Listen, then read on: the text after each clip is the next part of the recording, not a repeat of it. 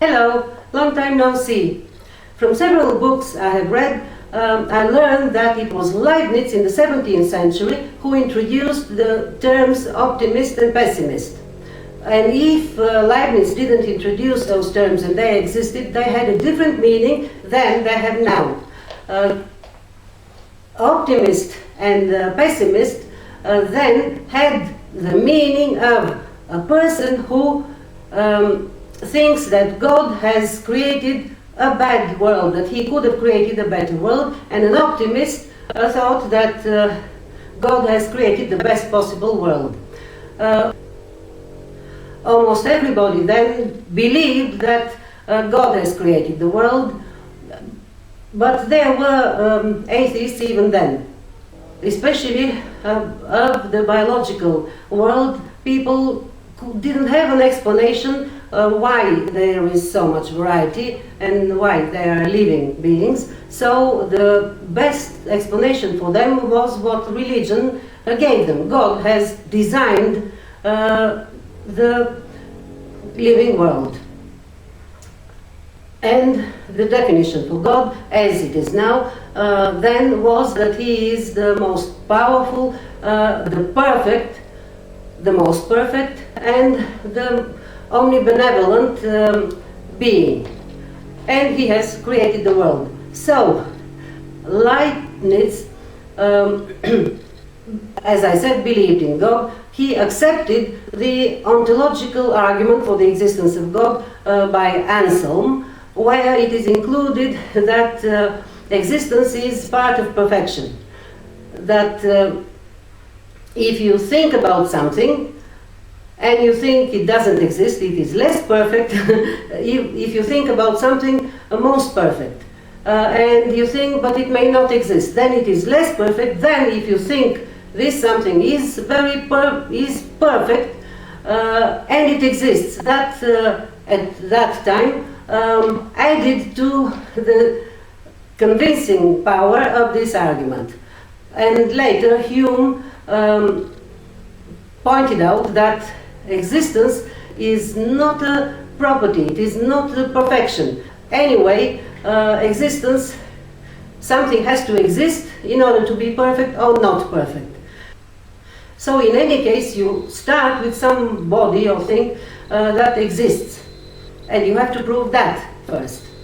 Anyway, Leibniz took Anselm's argument for a true statement that God exists, and he went further to deal with the argument against the evil in the world.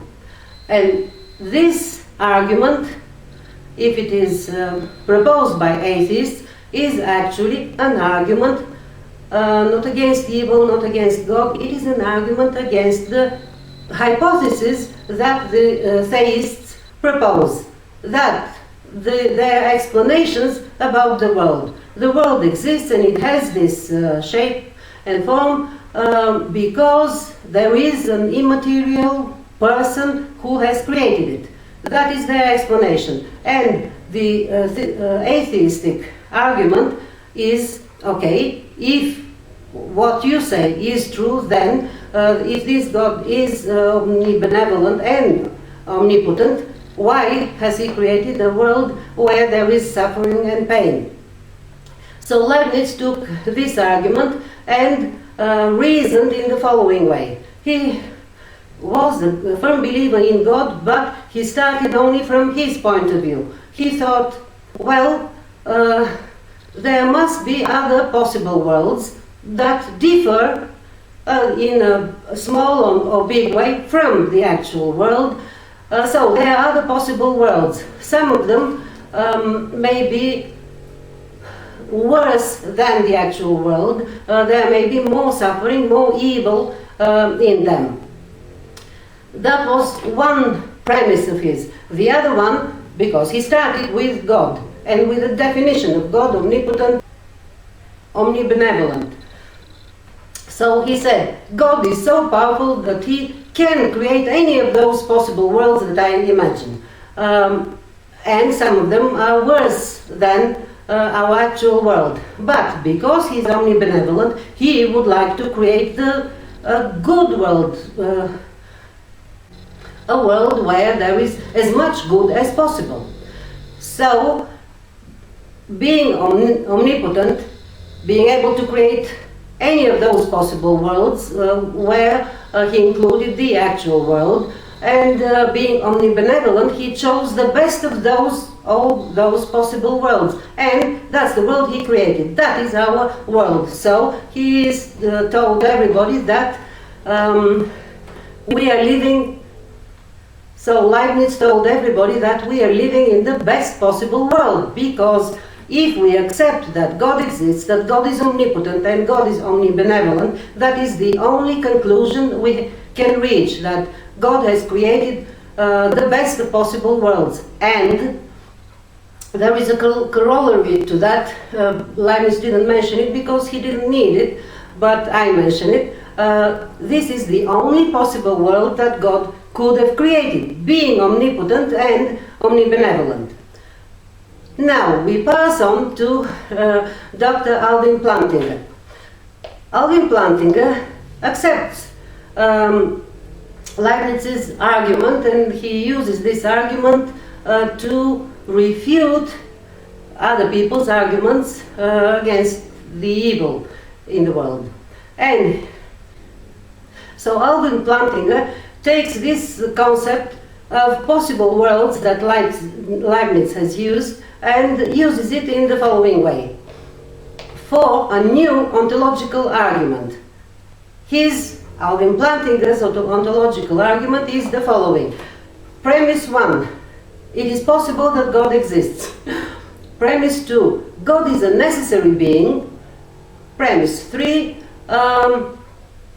There exist many possible worlds.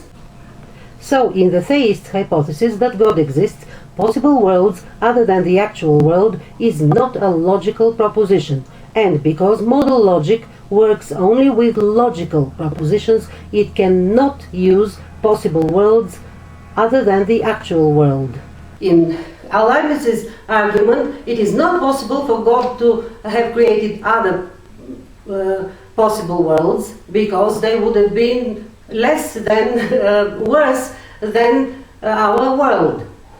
So that would mean that the only conclusion is that there is only one world, the actual world, because that is the only world that God, being omnipotent and omnibenevolent, could have created. So it is close to blasphemy to talk about other possible worlds that God could find himself in, as in Alvin Plantinga's new ontological argument, where there exists that proposition in his argument that there is a possible world which God has created. But that is not possible from Leibniz's argument. So, Alvin Plantinga's new ontological argument contains a contradiction, because it contains Leibniz's argument that God must have created the best possible world, and it is our world. So there can be no other worlds that God has created, being as he is omnipotent and omnibenevolent. That would mean that there is only one possible world. Alvin Plantinga uses this concept, possible worlds, and includes it in his argument, the new ontological argument for the existence of God, saying that these possible worlds contain all the possibilities possible. And he starts with the premise, it is possible that God exists. The second premise is, God is a necessary being. So, if in one of those possible worlds, the proposition exists that God has created that world, God must have created all the other possible worlds, and our actual world is part of those possible worlds, so God must have created our world also. But that is a contradiction, because Leibniz has proved by his argumentation that there is only one possible world, that is the actual world, because God can have created only that world. Any other world, then God would have been either not omnibenevolent or not omnipotent. So Alvin Plantinga's argument fails. No wonder the video where he was talking about this argument has disappeared, it is deleted, and I can't find any other video where he talks about that. Maybe in his papers where he has written about his new ontological argument, maybe that paper exists, or book, but if it does, this argument is failing. It is false. I have refuted it. Bye.